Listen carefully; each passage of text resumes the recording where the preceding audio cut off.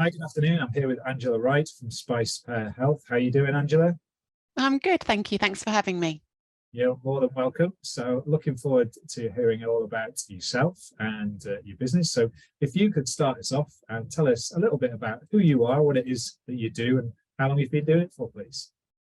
Okay, so my name's Angela Wright. I am a doctor. I'm a GP by trade, I suppose, but I'm also trained in menopause care and also in clinical sexology, so psychosexual therapy and sexual medicine.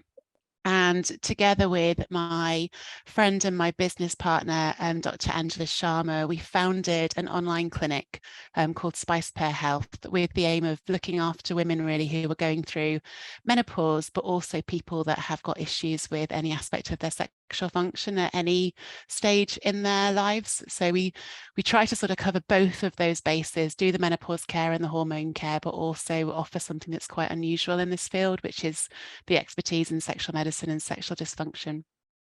And how long have you been doing that for? Is that been a number of It years? feels like a long time. So it was one of those things. I think when you found a business, it feels like it's been going a long time because in the background we were thinking about it and developing it.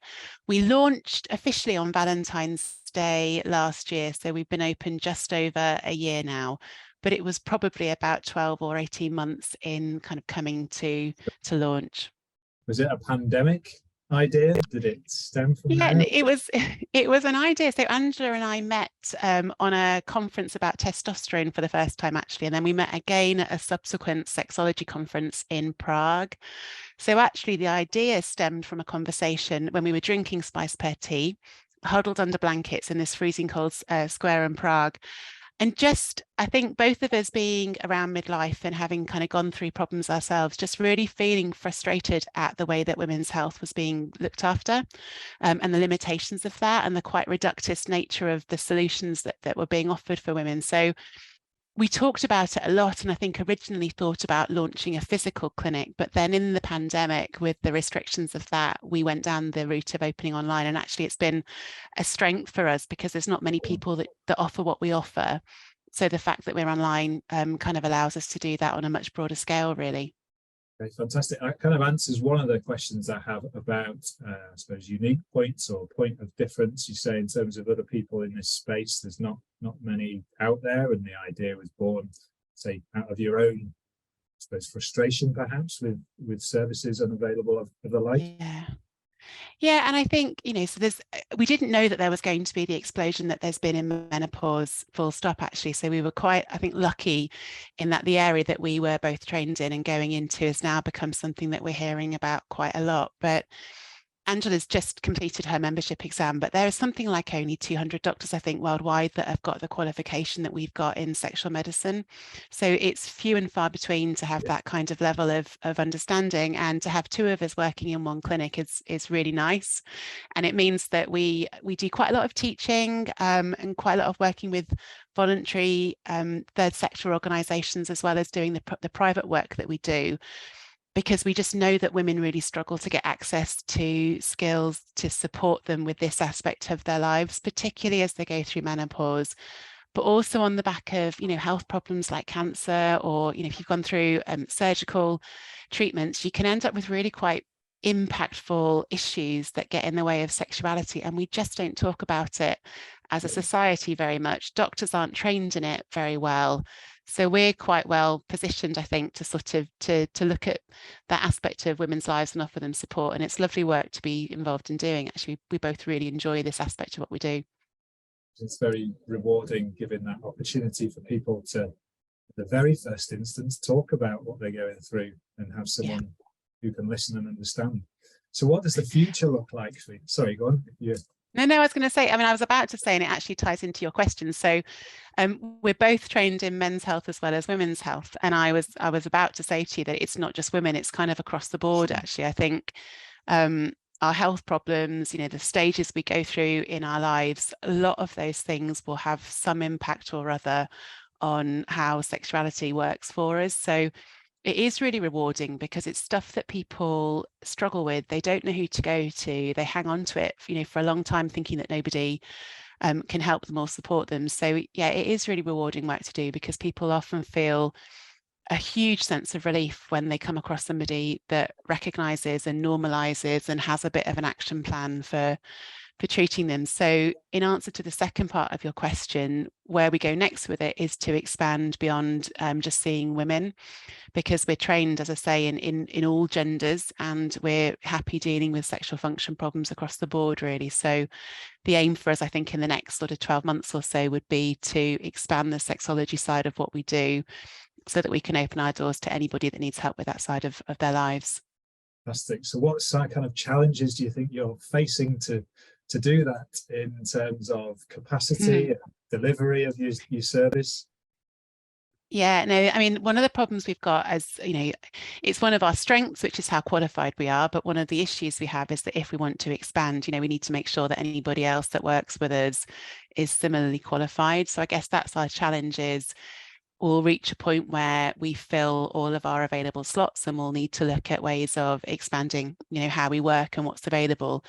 But then on the other side of that, both of us, because there's not many of us in the country, both of us are quite involved in teaching and talking about the subject. I teach on the course that trained me. So I've got access to lots of other professionals that want to know more and want to learn about the area that I work in. So I anticipate when we reach that point of developing our business, we've got quite a handy pool of resources with the people that we're working with in that setting. And I guess the other immediate aspect of, a challenge for us is, at the moment, our website is quite menopause focused. Our approach is quite female focused. And we need to think about how we make sure that we can be more inclusive and how we develop, our online presence so that it speaks to everybody, and not being too binary, because, we need to make sure that we don't offer a male service and a female service when, as sexologists, we recognize quite how unbinary all of this is.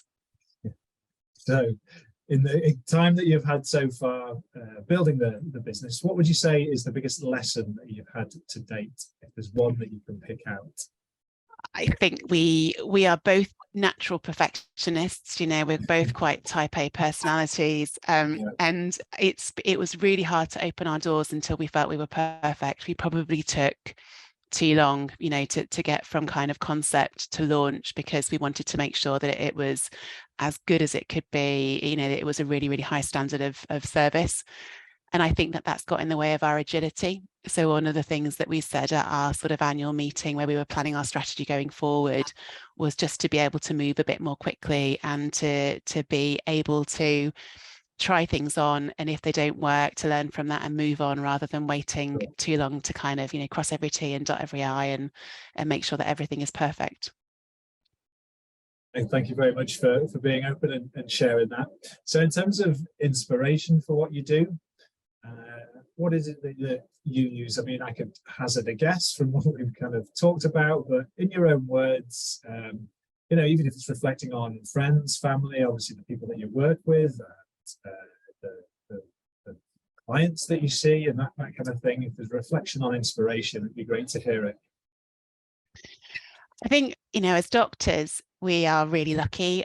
We are right in front of our end product, if that makes any sense. So you have immediate feedback. You really get to pull something that makes you feel quite good actually about what you're doing, because you see people when they're distressed or they're sharing, difficult times with you, and you're able to really watch that progress quite closely. So I suppose most of the inspiration for both of us, for Angela and I, would be the feedback we get from the people that we look after. We both love the voluntary work that we do. So part of our ethos within the business is to give back as well. We know that not everyone can afford private medicine, and we think it's really important to kind of expand access to the skills that we have. So we are quite closely involved with third sector organisations. We've worked quite a lot with Maggie's, doing some work with Target Ovarian, so women that have had induced menopause and sexual dysfunction on the back of a cancer diagnosis. And that work is brilliant to do, because it's women and men actually who go through that